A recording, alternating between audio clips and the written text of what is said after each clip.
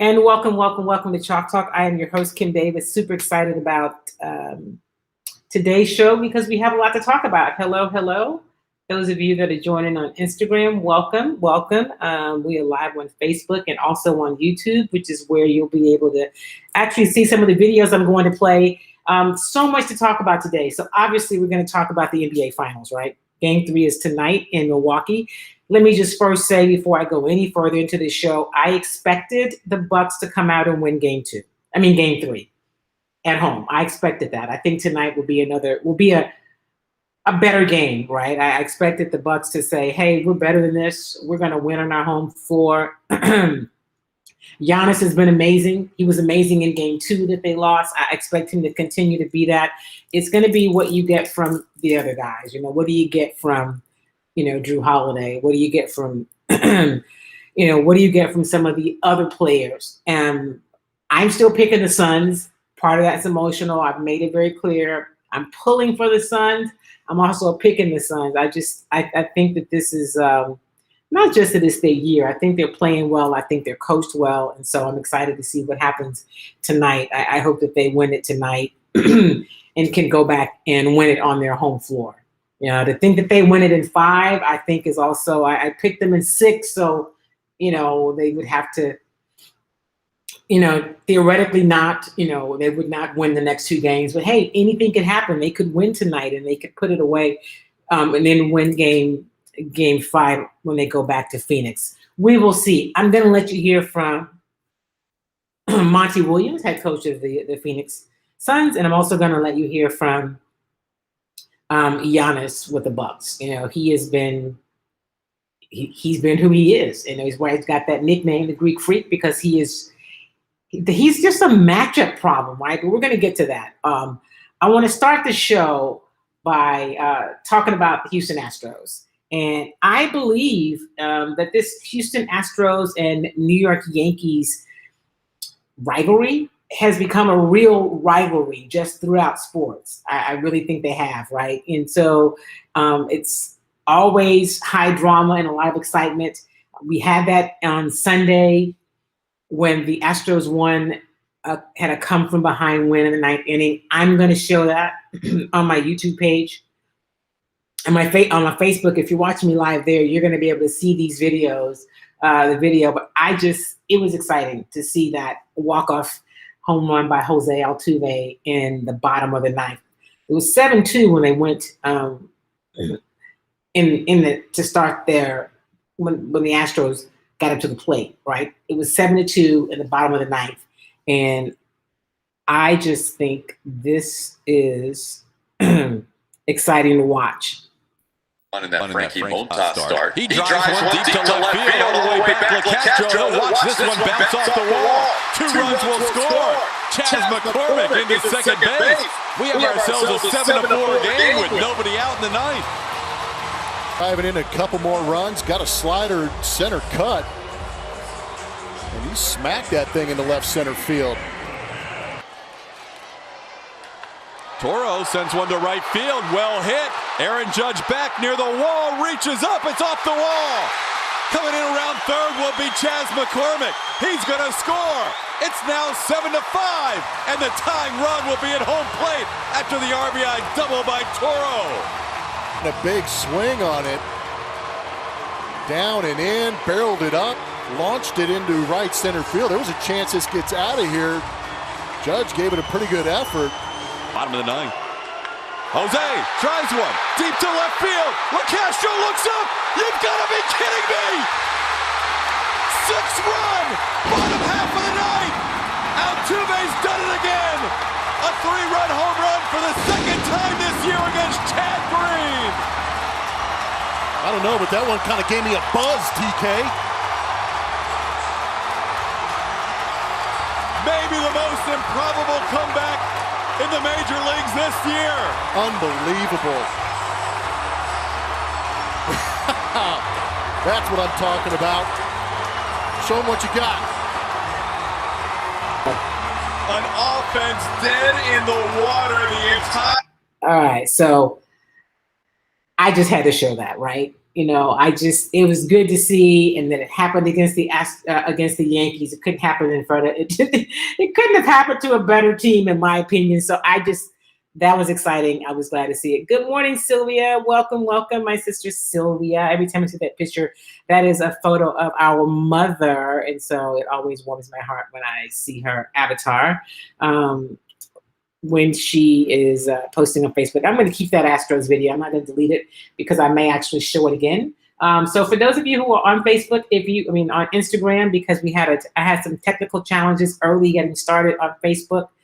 And for those of you who are on Instagram and you want to be able to see the videos that I play, some of the interviews, instead of just hearing them through the speaker, you can join me over on my Facebook page at Kim Y. Davis or on my YouTube page live, and you'll be able to have a full experience. So that is why I also wanted to do something live on Instagram to bring you into the conversation.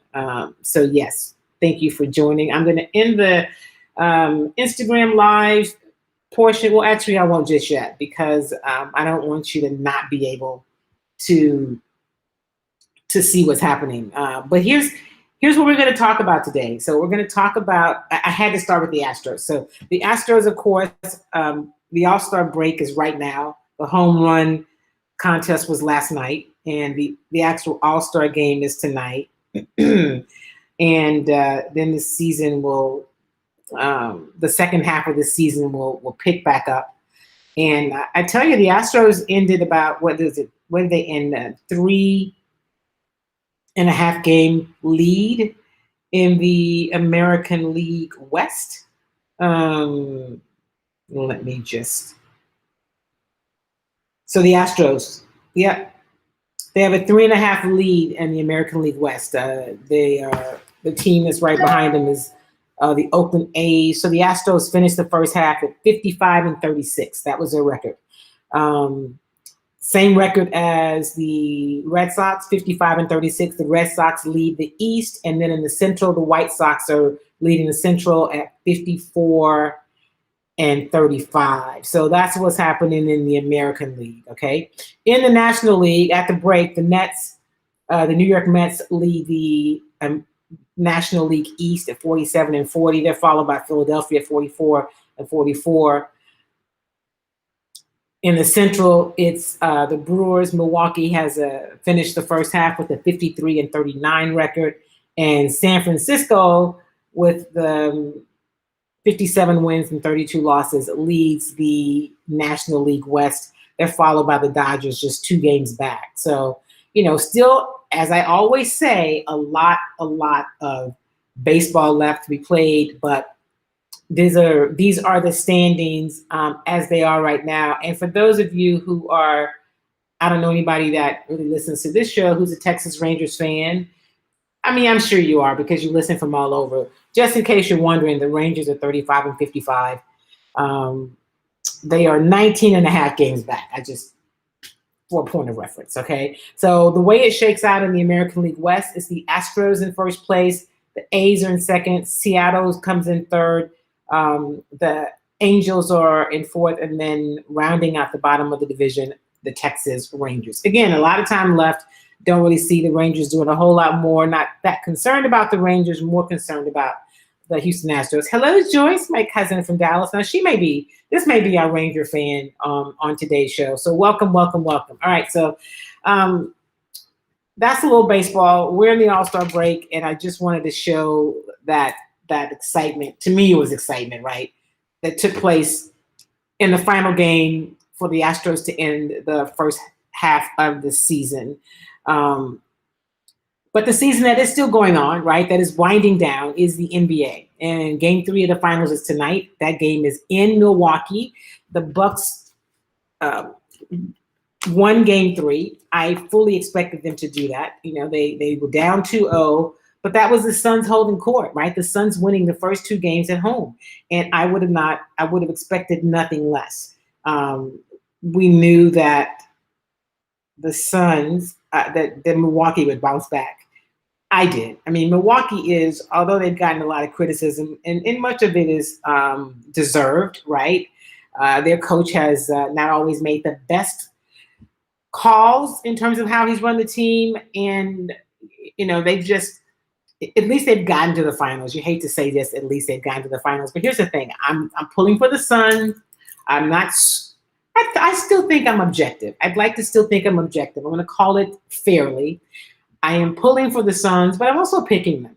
I think the Suns will win. They could win Game 3 tonight. We'll see what happens. Game 4 tonight. Tonight is Game 4. I keep saying Game 3. Game 3 was on Sunday. Game 4 is tonight. And then go back home. It'd be great for them to be able to win it in Phoenix. I don't see this series being over in 5 games. I picked it to go at least 6, maybe 7. But I think that Phoenix needs to win tonight. Otherwise, the series is tied at 2, and then they go back to Phoenix. It goes back to Phoenix either way. But I'm going to let you hear from – and on the game wasn't close. Like, the final score was 120-100, the Suns and the Bucks, right? And it was really the quarter that made the biggest difference probably was the second quarter, where the Bucks outscored the Suns 35-17. They just couldn't really recover from that. And, they expected that there would be a run. I don't think they expected to go into Milwaukee and have some sort of a cakewalk, but they just didn't get the things done they needed. And so I'm going to let you hear from, first we're going to hear from Giannis since they won. We'll hear from him first. And this is Giannis Antetokounmpo after Game 3. Giannis followed up 42 in a Game 2 loss with 41 in a Game 3 win. Here he is. To the rim and kind of your drives? Not necessarily. I don't think I got a lot of screen at all. I feel like the low man was always there. Coming, but like at the same time, it creates a lot of attention. Like if the guy the low man comes, the corner is wide open. If the corner doesn't shoot in the wing, it's wide open. I feel like it's not the first action. It's the second action. It's the third action, right? So we gotta keep moving the ball. We gotta keep moving. Those guys. And at the end of the day, everybody touches the ball, everybody feels good. But that's the only way we can be effective, offensively. What does it feel like for you to fight in the lane for one of those? It felt like 3 or 4 times a night. There's hands everywhere, the ball's flying around, you get one and then dunk it. One, how good does it feel to actually get it and dunk it? And then 2, what does it feel like to have the hands around you all the time? It feels good. It feels good. To finish the play, but at the same time, there's so much traffic in there. But hey, I gotta keep the ball high, make that play. I feel like in the previous game 2, there was so much traffic. I was able to make the corner pass to our guys, or make the right pass, guys. But now being at home, you feel have a little more confidence. Your legs feel a little bit better. You can finish some of those plays, but there's a lot of traffic in there. We gotta keep, make it that play. And sometimes it's gonna be there, sometimes it's not gonna be there. If it's not there, that means somebody's open. That's Giannis talking about, and I say this, I know many of you may know what he means by being a lot of traffic. Good morning, Charles. Welcome. It's always good to have our legal expert joining us. Thank you for being a part of Chalk Talk today. He's talking about traffic in the lane. So just a lot of people under the basket, and that's what he means about traffic. If he said if it's too much traffic and he can't really get free, then that means somebody is open, and so you got to pass the ball out. Here's Giannis's line from Sunday night's game. He played 37 minutes. He had 41 points. He was 14 of 23, so he's still shooting over 60% from the field. 13 of 17 from the foul line, and he grabbed 13 rebounds. He had 6 assists. So he has been putting up great numbers, but it's what the other guys around him do, right? So Drew Holiday had 21 points, 5 rebounds, 9 assists. Chris Middleton had 18 points, 7 rebounds. And then Ben Lopez had 11 points, and PJ Tucker had 7. PJ Tucker's got the start, but what he gives you are some things that for those of you who are Rockets fans and have seen PJ play more in recent years, that what you get from PJ Tucker a lot of times doesn't show up on the box score. So those are the kind of numbers this Bucks team is going to have to get consistently to beat Phoenix. Still going with Phoenix, but that is what they did in Game 3. Here's what we got. Here's what you got from the Suns in Game 3. Chris Paul had 19 points.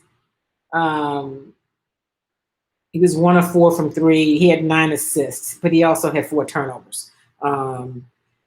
Jay Crowder had finished with 18 points. Aiden finished with 18 points. Devin Booker had 10 points.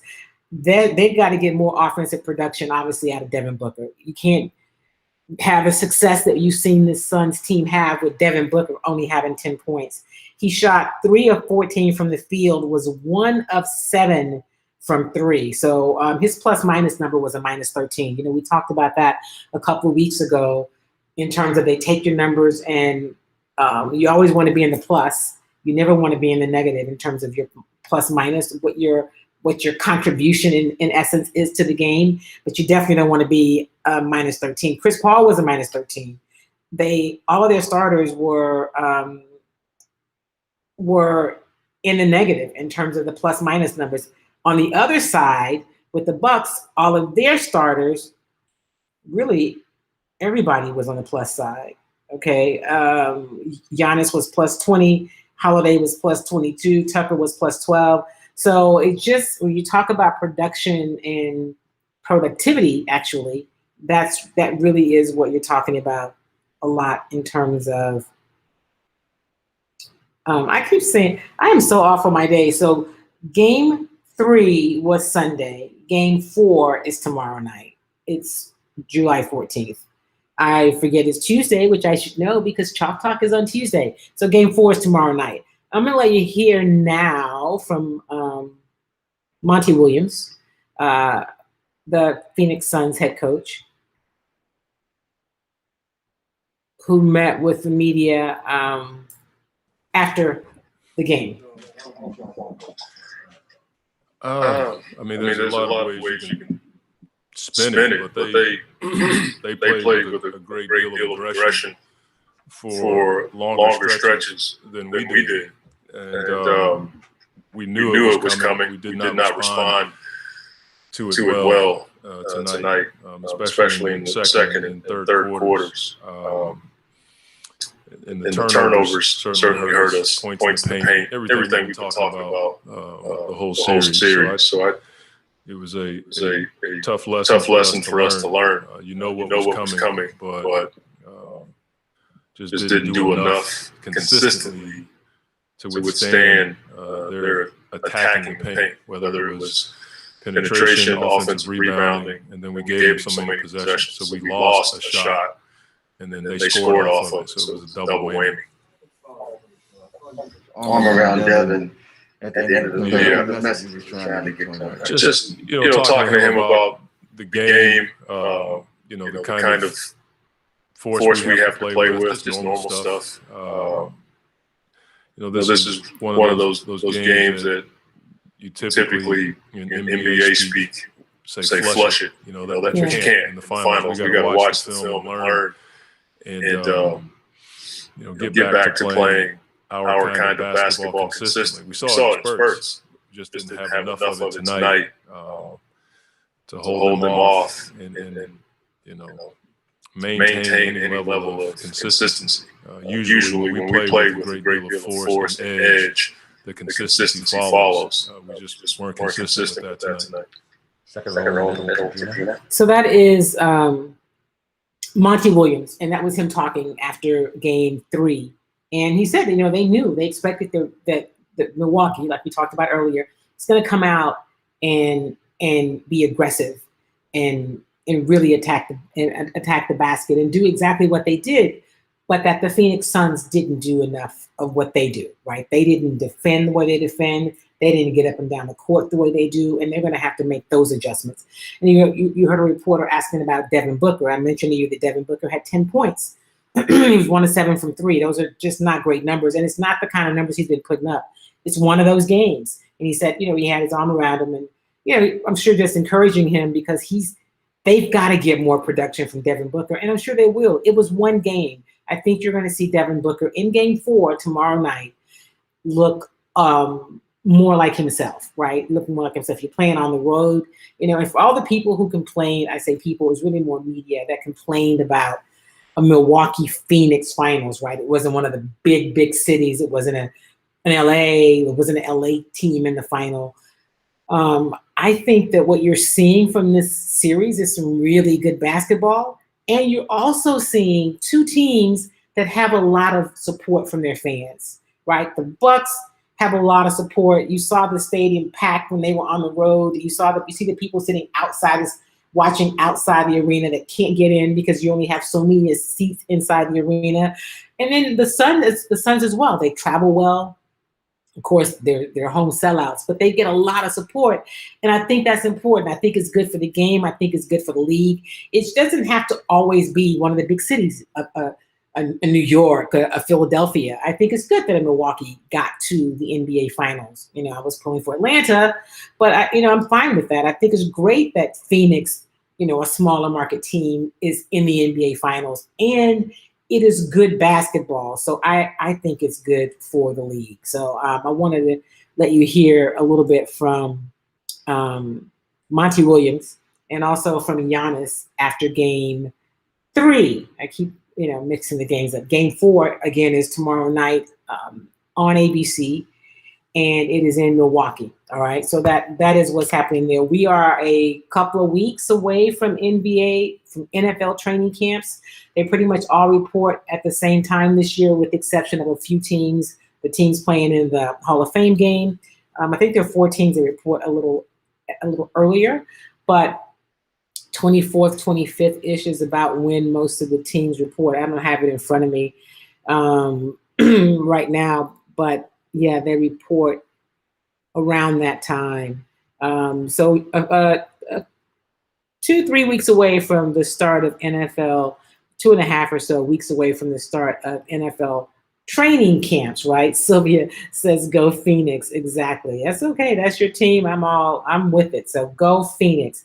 All right. So here's the other thing that I wanted to talk about today that I think is the biggest story, right? And it is what is happening with the Texas Legislature.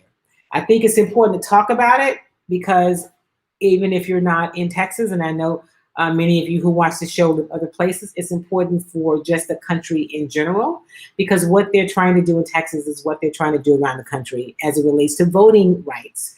The Republicans in the Texas Legislature are calling it voter integrity that they're working on, but the rest of us all know it is voter suppression. And so they're trying to pass these laws.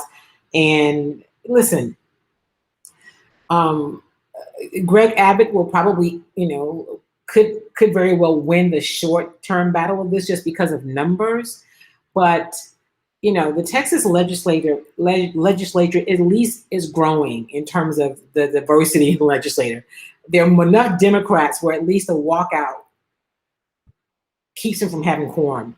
Because it wasn't that long ago where even if all the Democrats had walked out, the Republicans would still have enough numbers to get these bills through on their own, which I think is really sad. So let's be clear, there's no need for, we all want integrity in the elections, but there's no sign of voter fraud. We've seen very little of it. And in fact, the voter fraud that we have seen, there have been people in the last election that voted for Trump, with the exception of, and it wasn't fraudulent, I want to say it was a mistake, the young man from Houston who voted, who was on parole and was a few months short of being off parole, was registered, voted, and then the attorney general had him arrested and locked up on $100,000 bond for voter fraud. Meanwhile, you got people in other places that voted under the name of deceased people for Donald Trump. So what I say that to tell you, and I don't do a lot of partisan stuff on my show because I am a journalist, but the facts are what they are. And this, what's happening right now is flat out voter suppression, and it's happening around the country. And so the Texas Democrats had to block the election bill, right? This voter suppression bill with all these this ridiculous stuff. And let me say something else about it for Texas. It is happening in the state legislature, but it's really targeted at a lot of what happened here in Harris County because of, the 24-hour voting at some places, the ability to drive through voting, the different times, the being able to, mail in, all of those things to get more people to vote, which to me should always be the goal, right? To get more participation from the electorate. And that's all of us. Like, the goal is that more people vote, not that less people vote. But the Republicans, and they've come out and said it on more than one occasion, we know, the Republicans have said, they know that if more people vote, they'll never win again. So let's just stop there for a moment. So then what you're going to do is limit who's able to vote because you can't win otherwise. Maybe spend less time on these ridiculous suppressive motions and bills and do some work, talk about policies that will impact the electorate, that will impact your constituents. All they've been is a party of obstruction, of suppression, and that is a problem, right? That's a problem. So I want to talk about that. I want you to be aware of it because I don't know, depending on where you watch, what news you watch, what channels you watch, it is important that we are all paying attention to what's happening with the state legislature, right? It is really important that we understand it and that you're not just buying the narrative of, the Democrats don't want to work. The Democrats walked out and they flew out of town because out of the state, that's the only way they could not be arrested and not be forced to be there for the vote. So let's put a pin in that for a moment, right? So I live in Texas, and many people that follow the show live in Texas. Some of you are other places, but the Texas governor called a special session for what are voter suppressive type bills, trying to do more Jim Crow era legislation. He didn't call a special session after Harvey. That wasn't important enough. He didn't call a special session after we had the freeze, when the grid broke. The grid was, the crisis with the grid in February. But you call a special session for this? So that tells you what the priorities are. So, I'm always saying be registered, be prepared to vote, and that's necessary. That's important. You need to do that, right? But you need to be informed. And so one of the things that has happened is there are more Democrats in the state legislature because more people are running for office. And that's what has to happen. We have to have more people that are running for office and not just letting the folk that have been there forever stay in office and be able to rule with this iron fist. It is important to pay attention. This is a really big moment, and I don't want us to miss it. So the Democrats said that they're doing it the old-fashioned way, right? They're fundraising. This is not costing taxpayers money, the fact that they all left and flew to Washington. And they would have to be gone, I believe the time is 3 weeks. They raised more than $100,000 on Monday alone from just regular Texans who donated $5, $10, $20 to make it happen, right? So the trip is really, they say, trying to convince the federal lawmakers from both parties to come together. Because the only way that this can be rectified, right, that this will not go into law, these voter suppression bills, as if there's some sort of national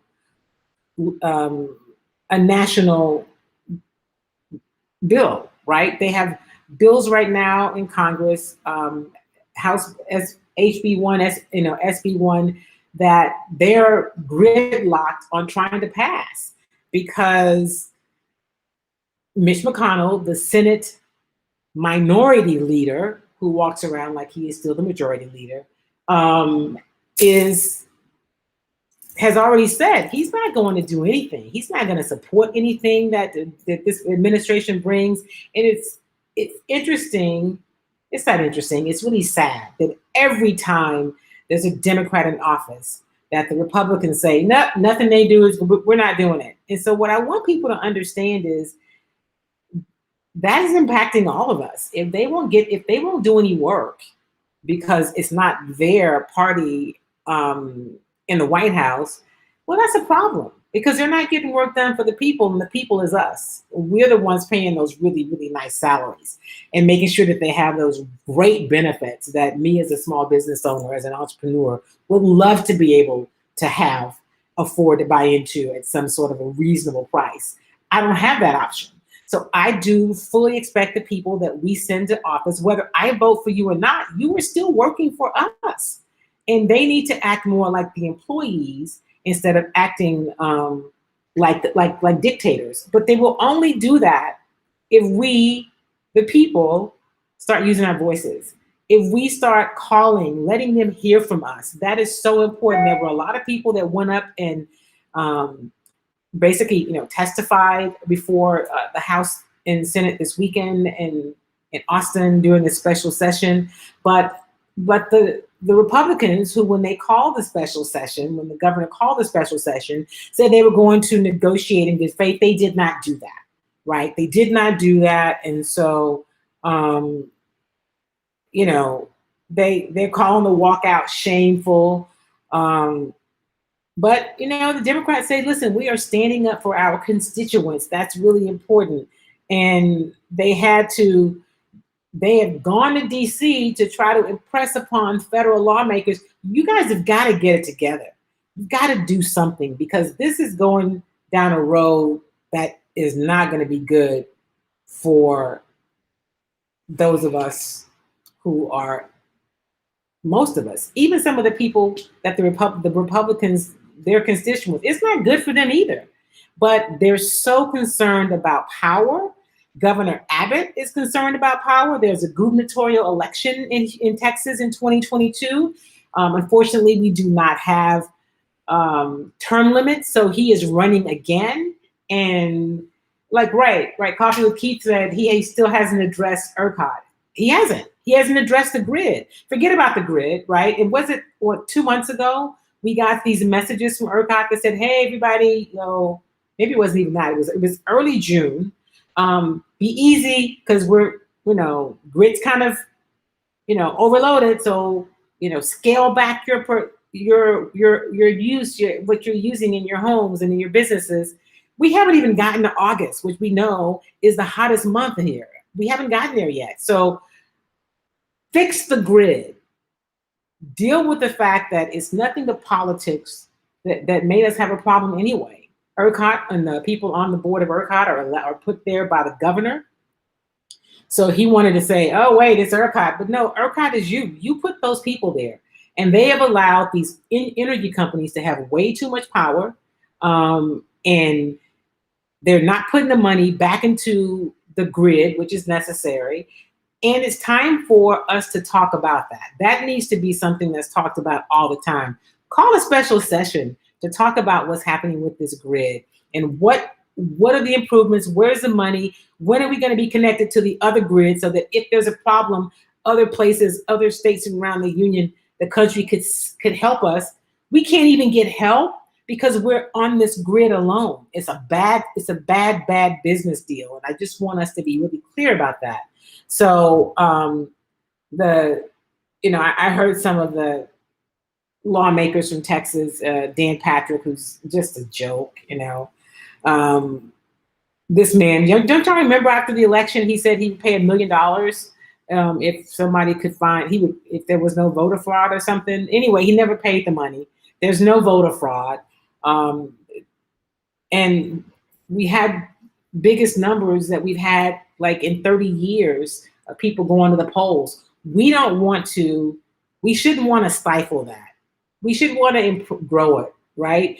I think why isn't there 80%? We should be targeting not 30 or 40% of the people vote and say, oh, wow, we got a 60% turnout. That's great. It should be an 80, 90% turnout.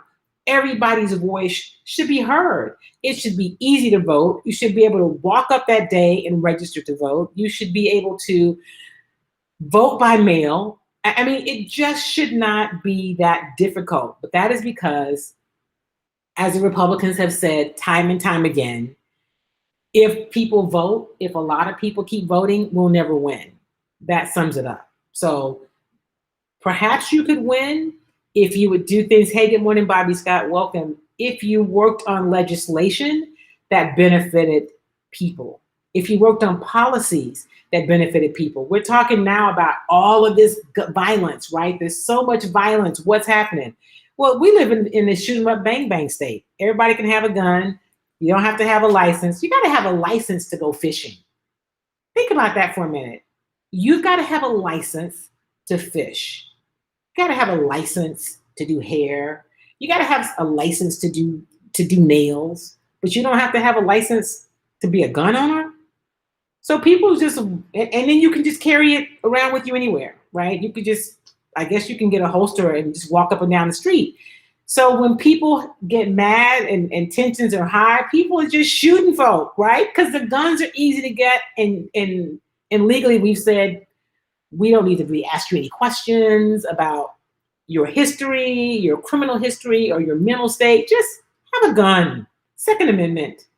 It's ridiculous, folks. And so I'm saying that, this is Chalk Talk is more than just sports. And I think this is a conversation that's really, really, really important. And so I want you to pay attention. Yeah, you're right, Rwanda. He is speaking on behalf of the former president. He's following those instructions so he can secure votes. That's right. I'm hoping that it fails, that people just show out in huge numbers. But here's the other problem. The problem with not having some federal support about what's happening around the country. Even if you say, okay, well, they're going to make it harder to vote, but we just got to get people out, right? We got to get people to the polls in record numbers. We do. But if they're able to enact some of these policies that they're talking about putting in place, they could just turn out and say, yeah, well, I know that y'all think this person won, but we're not going to accept those votes, so we're going to overturn the election. That's my bigger concern than them making it difficult to vote, is what happens after the vote. And so we have to be vigilant, and we have to make sure that they listen to us. The only reason that politicians do something different, okay, is when they just get a lot of heat from the public. Because at the end of the day, they work for us. They work for us. And we've got to remember that. They're not doing us a favor. They work for us. We are the people. We're the constituents. And so that's important. So yeah, all day long, I can talk to you about what's happening in the NBA Finals. We did that. I showed you the Astros and Jose Altuve's walk-off home run. That's awesome. I can tell you the NFL training camp is coming up in a few weeks. We'll talk about that. But nothing right now is more important than what's happening in our state legislature. Nothing is more important than what's happening around the country as it relates to voter suppression and policies to ensure that our votes, that one, we have access to vote, and not really what they're enacting in some places is almost a poll tax. It's, poll tax isn't always money. But also that the votes will be counted and they'll be counted fairly, and that elections can't be overturned because your candidate didn't win.